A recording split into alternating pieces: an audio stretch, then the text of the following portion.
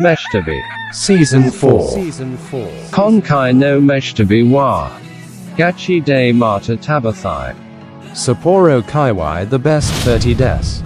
食いしん坊の皆さん、こんにちは。このチャンネルでは車中泊旅しながら日本中食べ歩いている札幌育ちの我々中年夫婦がぜひまた食べたいって思ったお店だけを紹介しています。今回はその札幌ベスト版、私たちのホーム札幌のお気に入りのお店はたくさんあるんですけれども、その中でも特にお気に入りの30軒をちゃちゃっとご紹介。いつも見てくださってるお得意さんにはまたそれって内容になっちゃうかもしれませんが、あらかじめご了承ください。あとお店を褒める投稿は大歓迎ですが、けなす投稿は全て削除させていただきますので、あしからず。お店をあなたの主観だけでけなすのは自由ですが、人んちじゃなくご自身の SNS でやってくださいな。だ。それでは早速。Let's get it started. 1. Moiweyama The Jewels. 昔から思ってたんだけど、札幌の夜景って綺麗じゃない？そうそう、香港には勝てないけど、おいちゃんが見た夜景の中では3本指に入る美しさかと思います。函館も昔大門が賑やかだった頃は綺麗だったんだけどね。よね、明かりが減っちゃったのよね。そんな札幌の夜景を見下ろしながらのディナーなんて最高でしょ。そして料理が素晴らしい。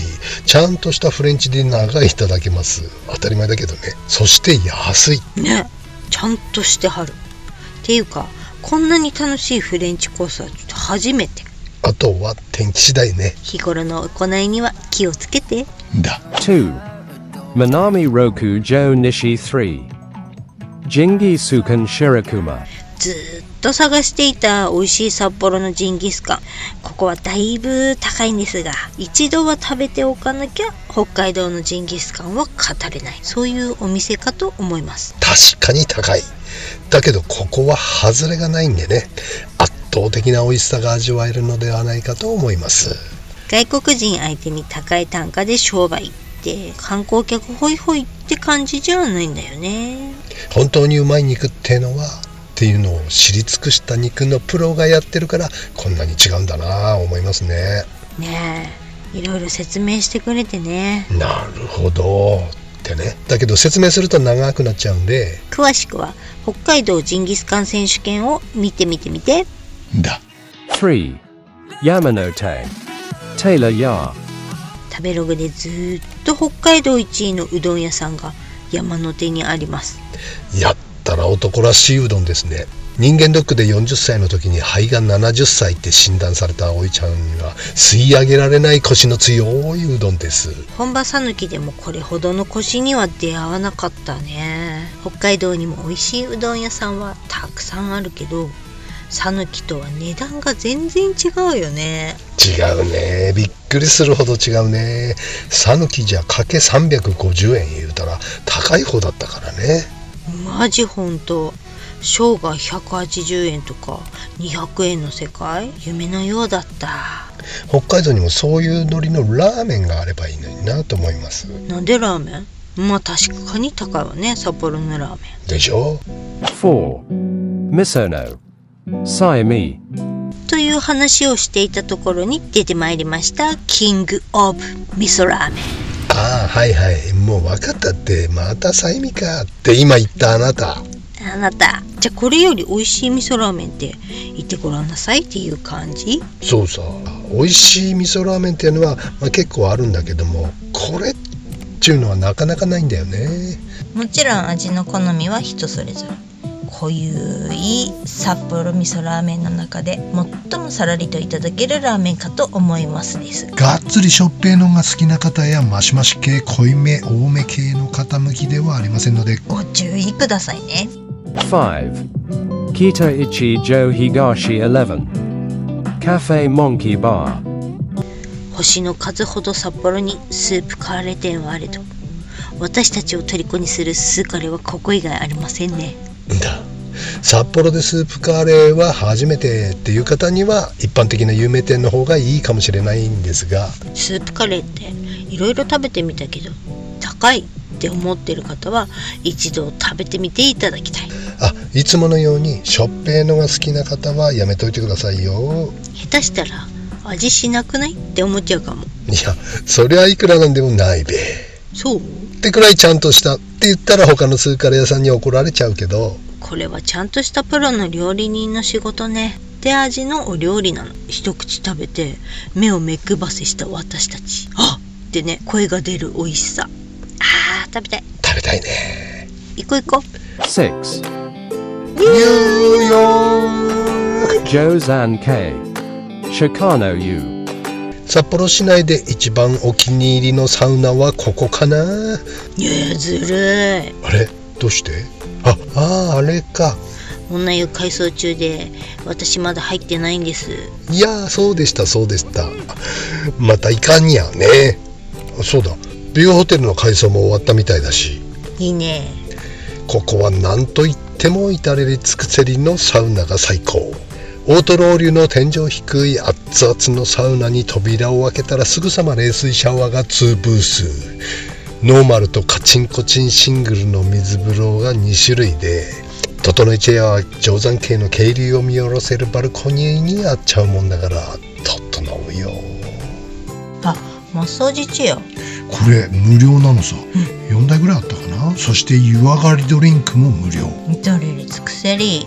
早く行こう。ほい。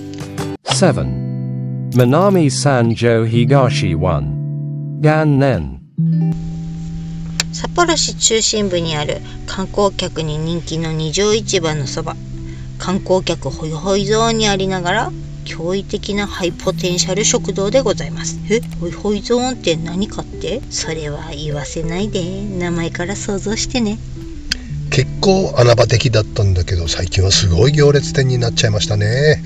ねえ、インターネット時代は早いわ、知られ渡るのが。ね。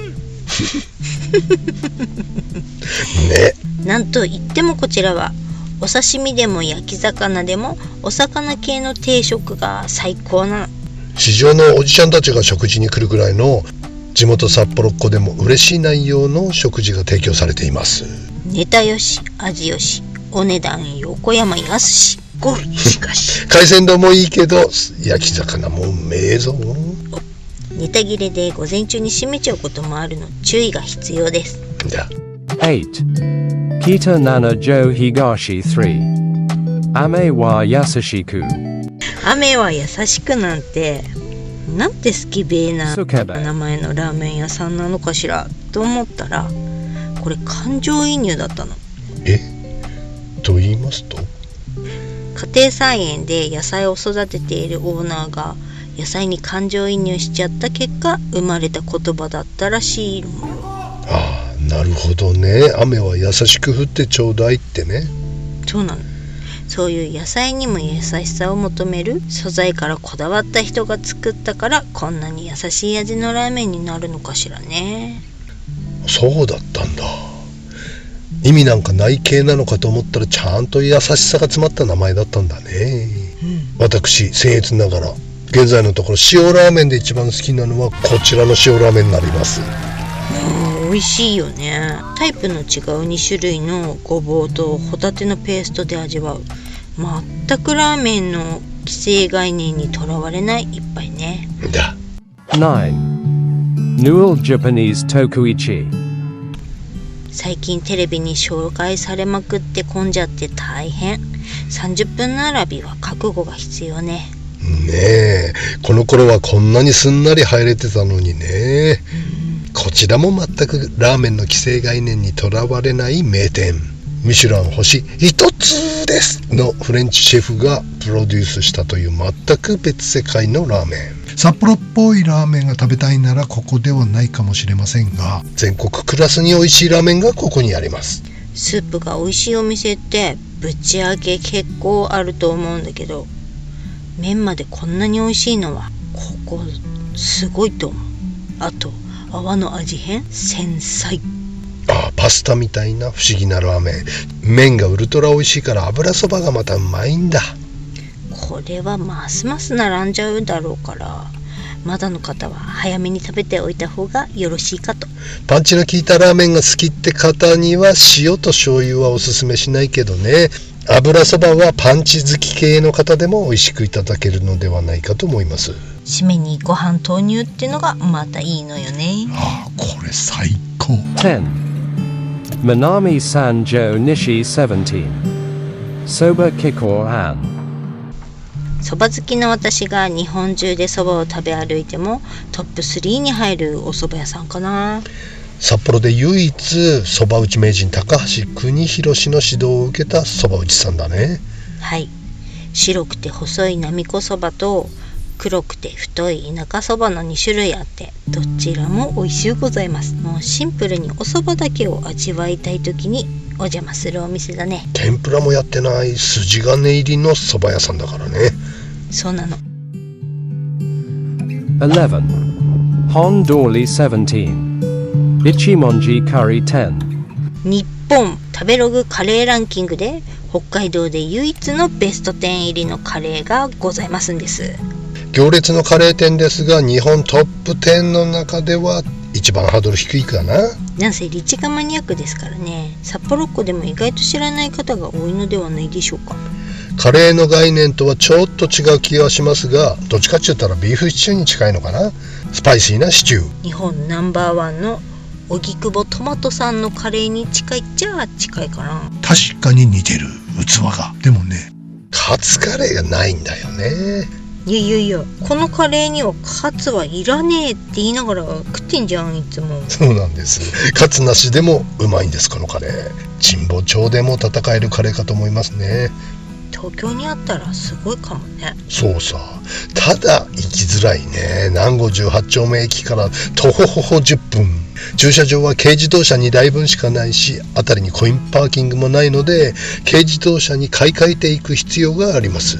いや、カレーのために車買い替えねえっつーの。でしょ。12. Odoli Higashi 3. A ton Cotta.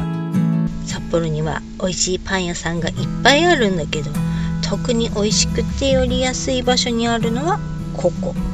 そうだね。山の上とか南の果てとかなんだよね。なぜか美味しいパン屋さんがあるのって。そうなの。こちらは創成東エリアを食べまくって遭遇したパン屋さん。初めて食べた時は飛びましたね。ってね。当時は食べログの評価も高くなかったんでびっくりしたんです。そうなの。あら美味しいって、ただものじゃないぞ。おじさん生産はピコンピコン反応してましたね。したっけね。なんと恵比寿の台湾ロブションにいらっしゃったっちゅうじゃないですか。すごーってね。台湾ロブションについては長くなるので割愛。詳しくは創成東バスタのビデオをチェックしてみてみてね。ハード系のパンが美味しいんだろうけど、フレッシュフルーツのデニッシュも美味しいよ。思い出しよ誰が。わかる。13. Hasamu. Ono Buono. じゃじゃーん。最近は各地に美味しいピザ屋さんがあって嬉しい限りでございますでございます。の人今どうしてんだろう。あ、なんかドラマ化されたみたいだね。面白そうね。って関係なかったね。ハッサムのグルメストリート、銀南通りのハッサム神社のお隣にございます。こちらのピッツェリア。食べログ北海道トップ5に入るピッツェリアなのです。ナポリタイプ飯旅史上トップクラスのふわもちピッツァ。もっちりして歯切れがとっても心地いいんですよ。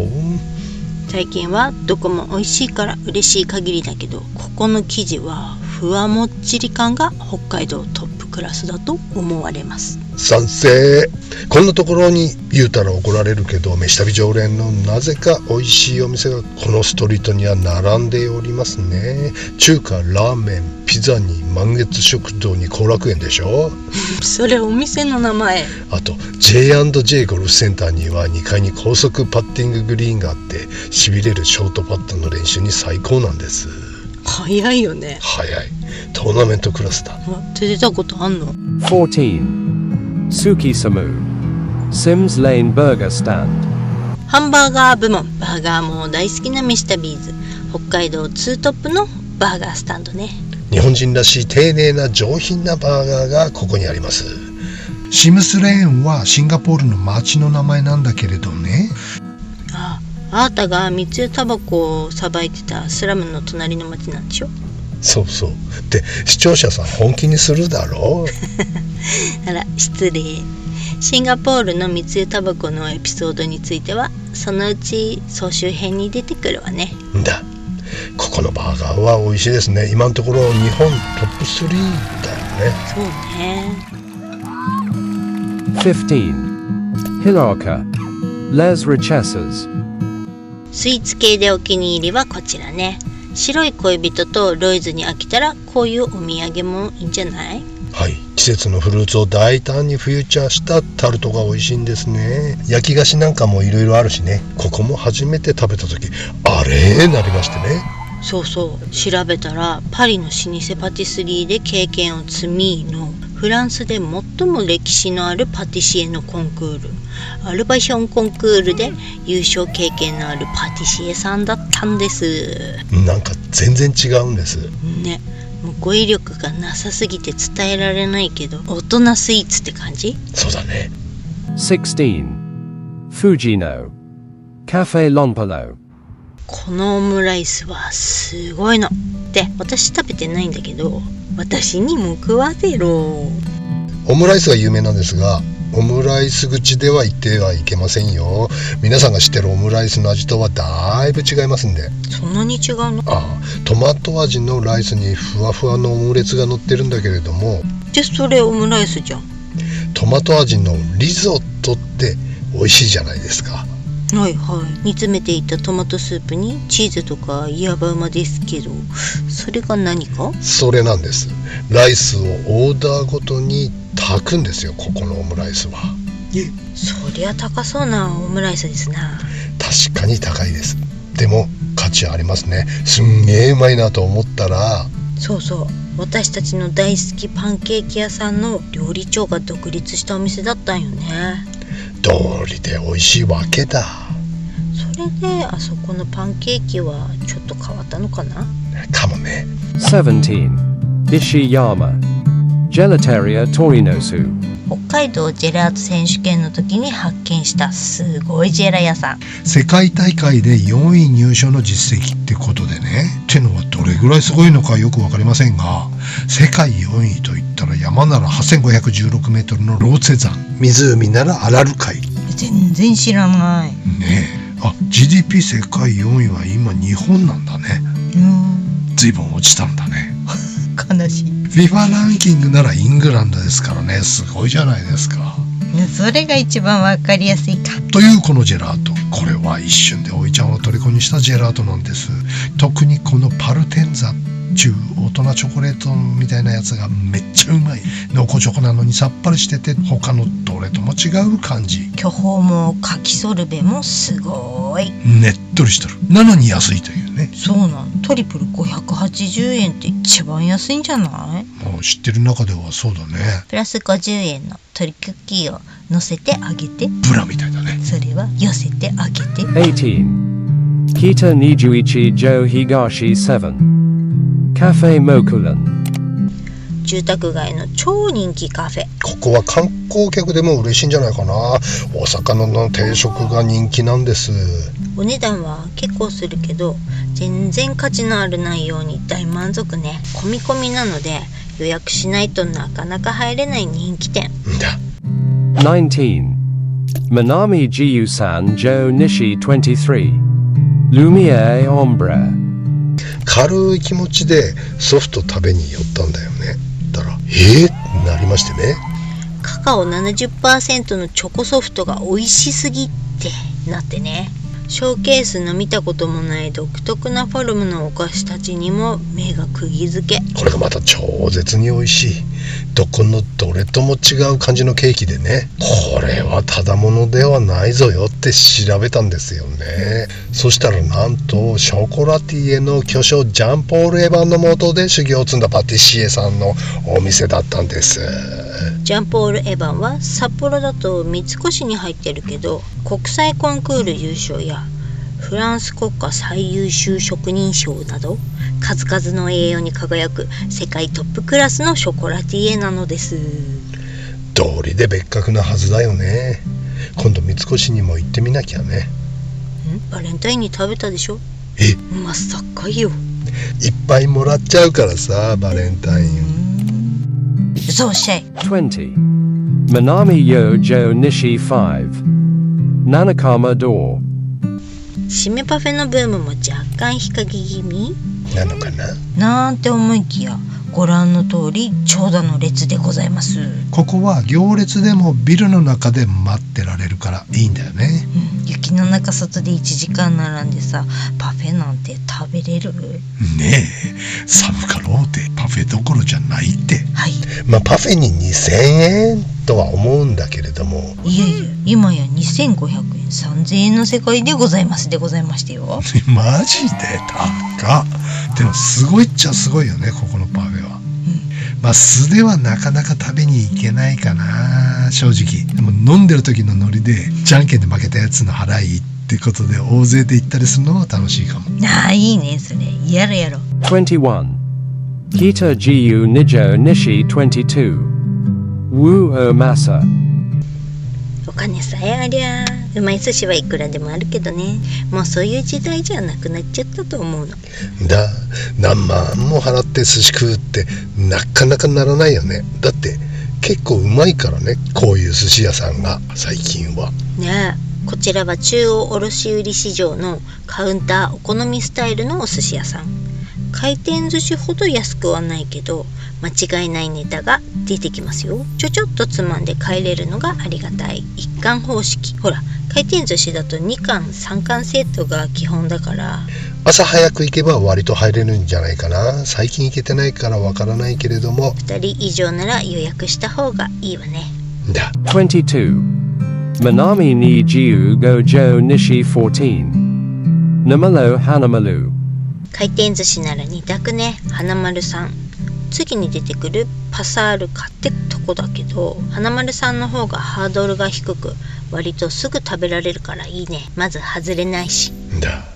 港町根室の人々をも魅了する業界最高品質なのに低価格という奇跡を実現しているお店かと思います。最初はちょっと高いと思ったけど、最近の値上げラッシュで周りのお店が軒並み値上げする中、お値段据え置きで頑張ってらっしゃる花丸さん、今じゃすっかりお安いお店状態。もちろん安い店はたくさんあるけれども、これほどの上ネタを食べさせていただけるのはここだけだね。23. Manami Yojo Nishi 2. Pasel. こちらは花丸さんに負けず劣らずの安うまい回転寿司店だけど、こちらはすすきのにございます。しかも夜だけの営業なのでハードルはかなり高めのヤバめ。開店待ちの行列がえげつないの。開店1時間前くらいに行けば1回転目に入れるかなくらい。まあいずれにしても1時間待ちは覚悟ってこったね。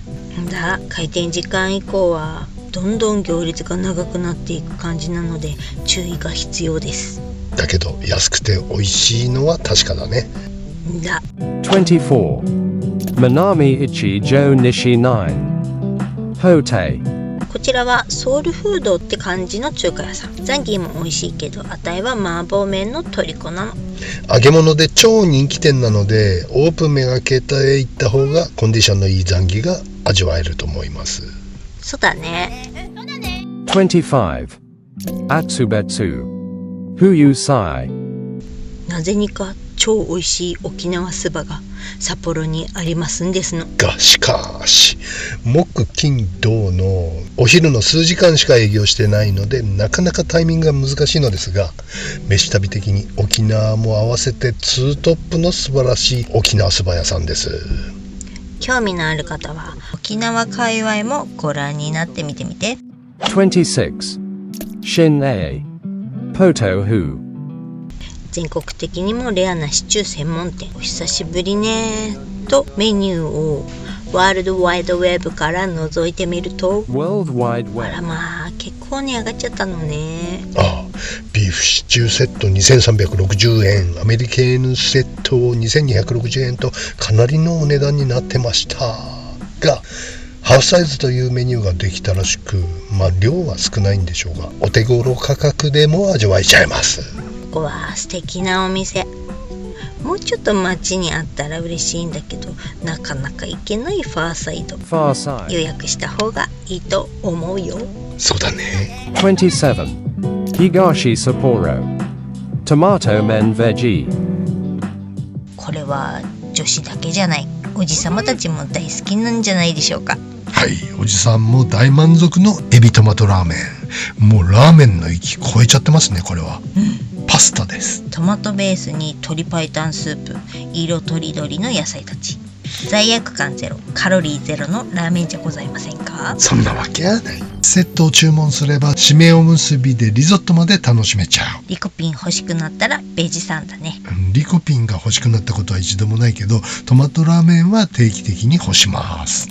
リコピン欲しくない？全く。リコピンは可愛いけどね。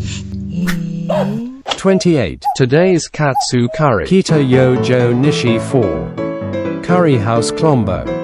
札幌の男子ですと、このカレーは年齢と同じぐらい食べてますんでしょ。そりゃそうでしょう。何回食ったかわからないぐらい食べてますが、おいちゃんの場合は驚いたことにカツカレー以外は食べたことがないんです。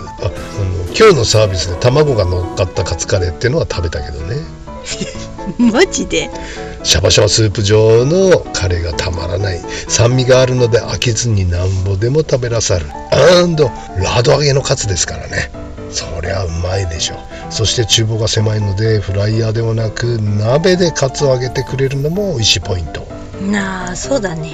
めっちゃ狭いもんね、お店でしょ。普通は揚げ物は飲食店の場合フライヤーっていうのを使うんだけど、フライヤーだと温度管理は楽なんだけど、夕方頃には油がやばい匂いになってきちゃったりするんだよね。ある。店に入っただけでってなる時あるよね。そういうのさてでしょ。ここんちは小さな鍋で油を足し揚げてくれるからいつも美味しいカツが上がりますよね。なるほど。でカツありきの話になってんね。カツカレー以外にもメニューはありますよ。当たり前でしょ。29. Kita Sanjo Nishi 23. Nama Pasuta Senmorn 10 Lavalo. こちらは生マスタのペンポンペン。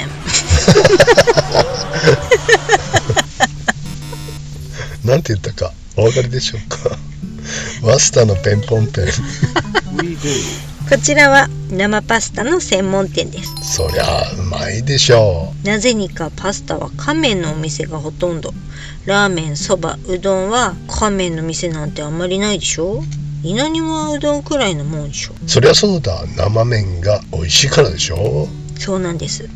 だからここのパスタを食べちゃったら、あんま乾麺のパスタはねってなっちゃうよね。だって美味しいもん。タリアッテレってのはよくあるけれども、パスタと言ったらやっぱこれキッターラでしょ。キッターラはギターっていう意味で、弦を張った道具に生地を押し付けて形成した麺なんです。そう。断面は正方形だけど、細長いスタイルのパスタは乾麺に似た感覚でいただける生パスタね。美味しいですね。もちろんソースが美味しいからでもあるんだけれども、これ食べちゃったらもう乾麺に戻れない。そんな感じ？ル30. Fushimi N43.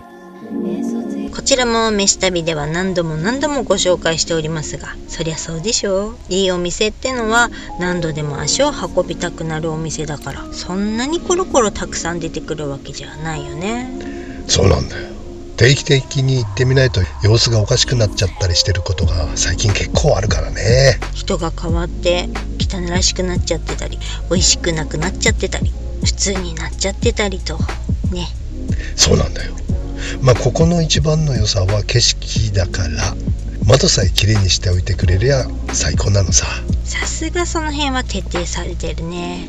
汚れてるなんて一回もないね。もうだいぶ歴史のある店なんだけども、やっぱりここは買っちゃえ店だと思いますね。色あせないのよね。余計なことを一切やってないのがいいでしょう。そう、お料理やお酒っていうよりキラキラの夜景を味わうお店です。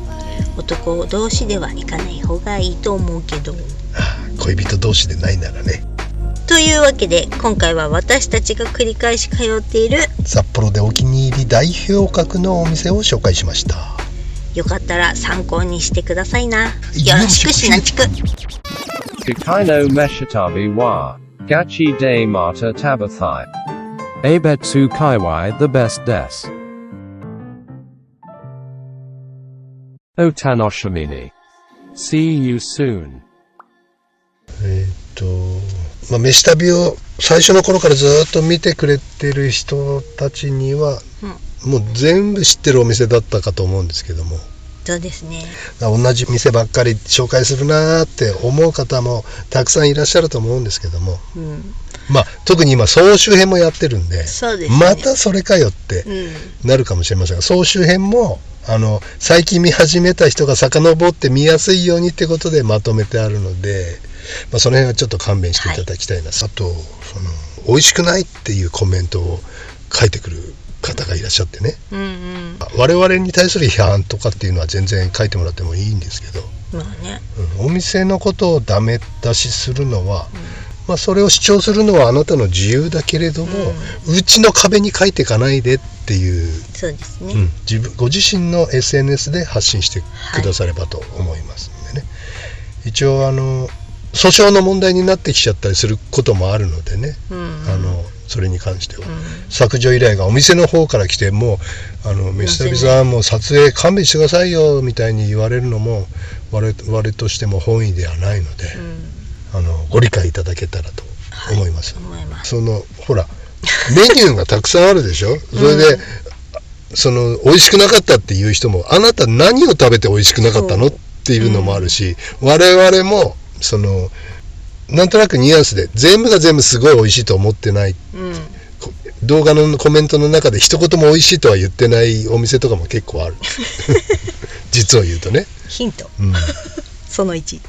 でもそれでもなんかグッドポイントを見つけて、また来たいな、応援したい何かがあるから発信するんでね。そうこれ人生かかってやってるんでね、皆さん。僕らは飲食店ずっと経営してきてたから分かるんですけど、この店はないよって言うんだったら、この店の方がずっと美味しいよ、ここも美味しいよっていう情報を散りばめてくれれば、この人の味覚は確かだなっていう指標もできるんだけども、何もなしにダメ出しだけしてくると、俺はグリーンのことが好きで結婚してるわけでしょ。そう承知しておりますがそれをね、他人がいやそんな女が好きなんて信じらんないって言ってんのと同じだからね、これ食べ物のことに関して。ひどい、めっちゃ傷つくよね、そんなこと言われたら。でしょう普通の人は言わないよね。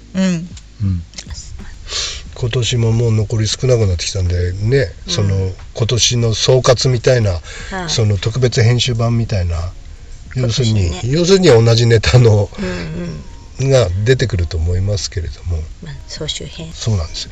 山ほどあるんですよ、映像素材は。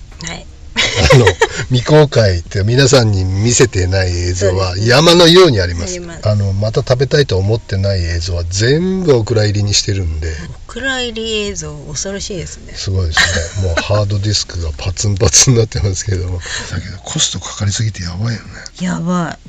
1軒あたりの単価が、ガソリン代、ガソリンも高いし、カツカレーが1300円当たり前になっちゃった。ついこの間1300円高えなっつってたら普通になっちゃった。そんな中奇跡的な値段で営業してるお店が少し残っててね、本当にありがとうですね。頭が下がります。ありがとうございます。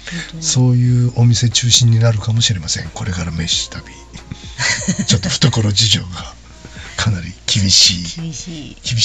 いやー、ほんとね、厳しい。飯旅イズも厳しいし、みんな厳しい。でもちょっと明るいニュースじゃない。兵庫県知事がね再選された。テレビに騙されない人が多くなってきた。SN ワクチン打つ人も減って、国はてんてこまいじゃん。ははは。あいつら